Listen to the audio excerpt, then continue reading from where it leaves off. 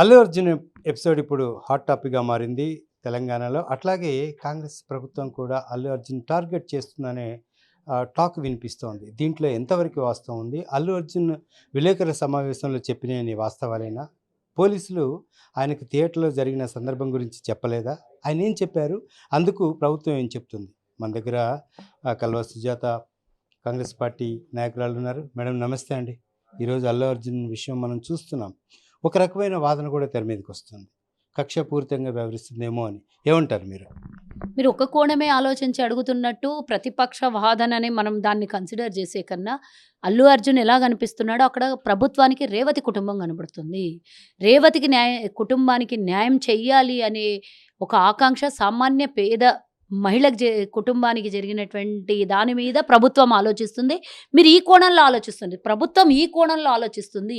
సామాన్య ప్రజలు 4 కోట్ల మంది ప్రభుత్వానికి ఒకటే అని ఒక సంకేతం ఇచ్చినటువంటి ముఖ్యమంత్రి గారిని ఆ దిశగా వదిలేసి ఎంతసేపు అల్లు అర్జున్ అనే టాపిక్‌ని టార్గెట్ చేయడం తప్పించి ఎందుకు సామాన్య కుటుంబానికి ప్రభుత్వం అండగా ఉన్నది అని ఎందుకు దాని మీద ఇంత చర్చ జరగట్లేదు? నా బాధ అంతా ఏందంటే ప్రతిపక్షాల మాటలు పట్టుకొని మీడియా వాళ్ళు అడుగుతున్నటువంటి మాటలకి ప్రభుత్వం ప్రతిపక్షం మాటలు కాదు, ప్రజల పక్షాన నిలబడ్డది. ఒక ప్రజాపాలనలో అందరూ ఈక్వలే అని ప్రభుత్వం ఒక మంచి మెసేజ్ సమాజానికి ఇచ్చింది అనేది ఎందుకు ఆలోచించట్లేదు? అందులో మా ఆర్యవైశ్యులంటే అంత చులకన్నా, మమ్మల్ని ఈరోజు రేవతి కుటుంబం ఆర్యవైశ్య కుటుంబం. నేను ఈరోజు ఆర్యవైశ్య చైర్పర్సన్‌గా నేను అడుగుతున్నాను. మా సామాజిక వర్గం అంటే మీకు అంత చులకన ఎందుకు? మా మా కుటుంబానికి మా ఆర్యవైశ్య కుటుంబానికి జరిగినటువంటి అన్యాయం మీద ఎవరో మాట్లాడట్లేదే? ఎవరు ఎందుకు చర్చ చేయట్లేదు దీని మీద?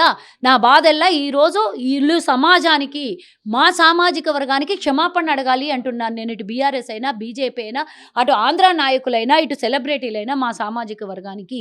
ఎందుకంటే మెతకానా? లేకపోతే మమ్మల్ని మీరు సమాజంలో గుర్తించట్లేదనా? లేకపోతే మా సామాజిక వర్గం మీకు అవసరం లేదా సమాజంలో? లేకపోతే నిన్నటి వరకు మీరు అటు ఆంధ్రప్రదేశ్ అయినా సరే, ఇటు తెలంగాణ అయినా సరే మా సామాజిక వర్గం ఓట్లు మీరు తీసుకోలేదా? ఈరోజు నేను మా సామాజిక వర్గానికి కూడా నేను పునరాలోచన చేసుకోమని నేను అడుగుతున్నా. ఎందుకంటే హిందూ ముసుగులో మరి మా అన్నిటికన్నా ఎక్కువగా ఆర్యవైశ్యులు బీజేపీకి ఓట్లేస్తారని ఒక భ్రమను సృష్టించినటువంటి కొంతమందికి ఈరోజు నేను అడుగుతున్నా. మరి ఈరోజు మన సామాజిక వర్గం పక్షాన నిలబడనటువంటి బీజేపీకి మనం ఎందుకు దగ్గర రానియాలి? మనం ఎందుకు వాళ్ళకు అండగా నిలబడాలి? మనం ఎందుకు మన బాధ్యతని విస్మరించాలి? ఎట్టి పరిస్థితిలో ఈ రోజు నుంచి ఆర్యవైశ్యులు వాళ్ళని బహిష్కరించాలి. హిందూ ముసుగులో ఆడుకుంటున్నటువంటి బీజేపీని ఈసారి మనం బహిష్కరించాలి ఎట్టి పరిస్థితి ఇప్పటి నుంచి అని అంటున్నాను. ఎందుకంటున్నా ఈ మాట అంటే మా ఓట్లు కావాల్సి వచ్చినప్పుడు మేము హిందువుల్లాగా కనబడ్డాం. ఈరోజు హిందువులు ఎక్కడ పోయినారు? మీరు ఏం డిమాండ్ చేస్తున్నారు? నాకు అర్థం కావట్లేదు. మీరేం కావాలనుకుంటున్నారు? సమాజంలో మా సామాజిక వర్గం కనబడట్లేదా? ఆ పేద మహిళ కుటుంబం కనబడట్లేదా? కాబట్టి నా సామాజిక వర్గానికి చెందినటువంటి రేవతి కొడుకు ఈరోజు కుటుంబానికి మహిళ అండగా కోల్పోయినటువంటి తల్లి లేని పిల్లలైనరు. చావు బతుకుల్లో కొట్టుమిట్టాడుతున్నటువంటి శ్రీతేజ కనబడట్లేదు. మీకు ఎంతసేపు అల్లు అర్జున్ ఎందుకు కనబడుతున్నాడు? కాబట్టి నా సమాజం పక్షాన, నా సామాజిక వర్గం పక్షాన నేను అడుగుతున్నా. మా వాళ్ళు మీకు కళ్ళకు కనబడట్లేదా? మా పేదలు మీకు కళ్ళకు కనబడట్లేదా? ప్రభుత్వం మాకు అండగా నిలబడ్డం మీకు ఓర్చుకోలేని పనా? అంటే రేపు పొద్దున మీరు హిందూ ముసుగుల్లో మళ్ళీ ఈ మాట అడగడానికి రాదు కాబట్టి కాంగ్రెస్ ప్రభుత్వం వైశ్యులకు అండగా నిలబడ్డది ఈరోజు అని మీరు దాన్ని డైవర్షన్ చేయడం కోసమే ఈ డైవర్షన్ పాలిటిక్స్ చేస్తున్నారా అని. అలా అని కాదు, ఇది డైవర్ట్ ఏం చేయట్లేదు. మేడం అర్జున్ పక్షాన నిలబడుతున్నారు. ఎందుకు పేద సామాజిక వర్గానికి చెందిన పేద ఆర్యవైశ్యం వర్గానికి చెందినటువంటి రేవతి పక్షాన్ని ఎందుకు ఎవరు మాట్లాడట్లేదు? ఎందుకు ఎవరు స్పందించట్లేదు? 20 రోజులైనా వారి కుటుంబానికి ఎవరు ఎందుకు అండగా నిలబడలేదు? ప్రతిపక్షం ఫస్ట్ ప్రభుత్వం కన్నా ముందు పరిగెత్తాలి ఎక్కడైనా ఇన్సిడెంట్ జరిగితే. కానీ ఇప్పటి వరకు ఏ ప్రతిపక్ష నాయకులు నిన్న అందరు చివాట్లు పెట్టి సోషల్ మీడియాలో అందరూ ఎన్ని అమనాభూతులన్నీ తిడితే అప్పుడు బండి సంజయ్ ఒక కేంద్ర మంత్రిగా చెప్పుకునేటటువంటి బండి సంజయ్ నీకు అసలు అర్హతనే లేదు, నువ్వు అసలుకి నిన్న పోయిండమ్మా, పొయ్యి కూడా మళ్ళీ అక్కడికి వెళ్ళేసి వచ్చి అదే స్టేట్మెంటు అల్లు అర్జున్ పక్షాన మాట్లాడతాడంటే నీకు ఆ కుటుంబం ఊరికే నీకు తిడుతున్నటువంటి సోషల్ మీడియాలో కానీ సామాన్య ప్రజలు తిడుతున్నారు కాబట్టి ఒక ఫోటో కోసం నువ్వు వెళ్ళేసి వచ్చినట్టు కనబడింది. కానీ నీకు మనసుతో వెళ్ళినట్టు కనబడలేదే నాకు. ఈరోజు లక్ష్మణు మేము అల్లు అర్జున్ పక్షానే అని ఎట్లా స్టేట్మెంట్ ఇస్తావు?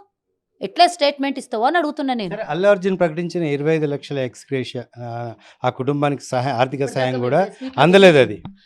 మరి అందలేదు. ఏం చెప్తారు? మరి నేను అదే అంటున్నాను. అందుకనే క్షమాపణ అడగాలే. మేము ఇచ్చినాం, డబ్బు ఇచ్చినాం. మా సామాజిక వర్గంలో చనిపోయినటువంటి రేవతి కుటుంబానికి మేము డబ్బు ఇచ్చి చేతులు కడుక్కున్నామని చెప్పేటటువంటి మాట ఇది అబద్ధము. కాబట్టి క్షమాపణ అడగమని నేను అడుగుతున్నా. 25 లక్షలు ఇచ్చినాము అన్నారు. 10 లక్షల డీడీలు తీసినారు. ఆ 10 లక్షలు కూడా ఆ కుటుంబం ఇంకా విత్డ్రా చేసుకోలేదు. ఆసుపత్రి ఖర్చులన్నీ కూడా మేమే భరిస్తున్నామని అబద్ధాలు చెప్పారు. కానీ ఇప్పటి వరకు ప్రభుత్వమే ఖర్చులు భరాయిస్తోంది. నిన్న కూడా వెంకటరెడ్డి గారు 25 లక్షలు ఇచ్చారు. రేపు రాబోయే కాలంలో ఆ పిల్లోడికి ఆరోగ్యపరంగా ఏ ఆసుపత్రి అయినా సరే, ఎంత ఖర్చు అయినా సరే ప్రభుత్వం భరిస్తుంది అని చెప్పినప్పుడు మీరు చేసింది ఏంది అక్కడ అని అడుగుతున్నాను నేను. కాబట్టి ఆ కుటుంబానికి, సమాజానికి క్షమాపణ అడగాలి మా సామాజిక వర్గానికి కూడా అని నేను డిమాండ్ చేస్తున్నాను ఈ సందర్భంగా. ఓకే, ఒక్కసారి అల్లు అర్జున్ ఒకటే కాదు, బీజేపీ, బీఆర్ఎస్ ఈ దొంగల్ని ఇద్దరిని అంటున్నా నేను. మా ఓట్లు దన్నుకున్నప్పుడు మా కుటుంబం ఏ ఏ ఏ పార్టీ నాయకుడైనా ఆర్యవైశ్యుల దగ్గరకు వచ్చి 1 రూపాయి చందా తీసుకుపోయినోడే ఉంటాడు. కానీ ఈరోజు మా పేదల పక్షాన అన్యాయం జరిగితే మీరు నిలబడరా? మేమేమి రాజకీయంగా దోచుకునేటువంటివి లేవు. మేము కష్టపడి సంపాదించిన పైసా ఈరోజు ప్రభుత్వంలో మా షేర్ ఉంది. ఈరోజు ఉద్యోగాలకు జీతాలు ఇచ్చే దాంట్లో ప్రభుత్వం నడవడంలో మా ఆర్యవైశ్యుల షేర్ ఉంది. మేము కడుతున్న జీఎస్టీలు ఉన్నాయి ఇక్కడ. మేము ఒక 60% జీఎస్టీలు మా ఆర్యవైశ్యుల నుంచే ప్రభుత్వం నడవడానికి వస్తాయి.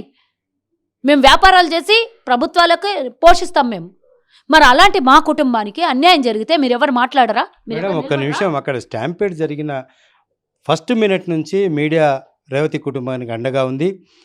ఎందుకు అల్లు అర్జున్ నోరు మెదపట్లేదు, పెదవి ఇప్పట్లేదు, ఇంత జరిగినా అని చెప్పి ఆయనను రోడ్డు మీదకి తీసుకొచ్చింది కూడా మీడియానే. సహాయం చేసేంత వరకు వెంటపడింది కూడా మీడియానే.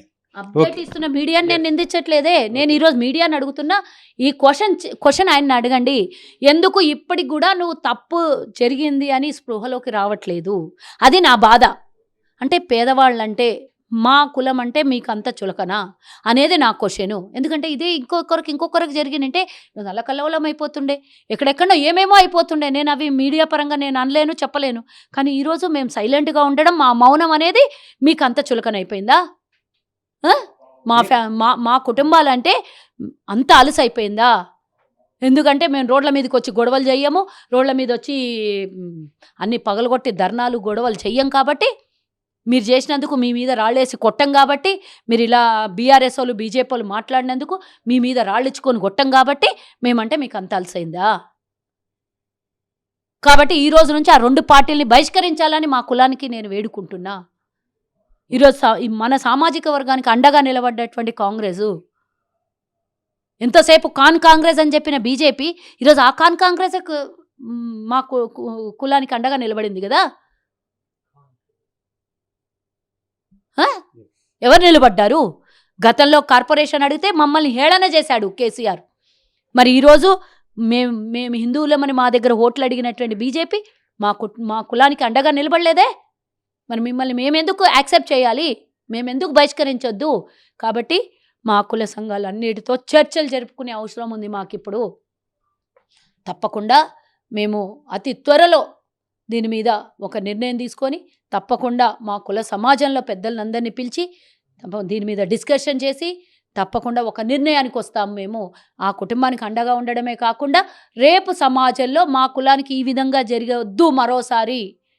ఎందుకంటే మేము వీక్ కాదు, మేము కూడా సమాజంలో మా బాధ్యత ఉంది, మా భాగస్వామ్యం ఉంది చూపించడానికి ఒక మెసేజ్ డెఫినెట్గా మా కులం ద్వారా ఎవరెవరైతే మా మీద ఈరోజు మమ్మల్ని అవమానించిర్రో వాళ్ళందరికీ కూడా ఒక మెసేజ్ ఇస్తాం.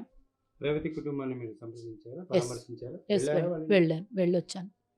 ఈరోజు రేపులో కూడా మళ్ళీ వెళ్ళేది ఉంది. వాళ్ళ హస్బెండ్ బాధలో ఉంటాడు డెఫినెట్గా. మీకు ఇంకోటి, రేవతి బతుకున్నప్పుడే తన భర్తకి కిడ్నీ పాడైతే తన లివర్ కిడ్నీ ఇచ్చి కాపాడుకుంది తన భర్తని. ఇప్పుడు చనిపోయేటప్పుడు కూడా మీరు రేవంత్ రెడ్డి గారు చెప్పినప్పుడు, అసెంబ్లీలో మాట్లాడినప్పుడు ప్రతి ఒక్కడి కంట తడిపెట్టినటువంటి విషయం. తల్లి చనిపోతూ కొడుకు చేతిని గట్టిగా పట్టుకునింది.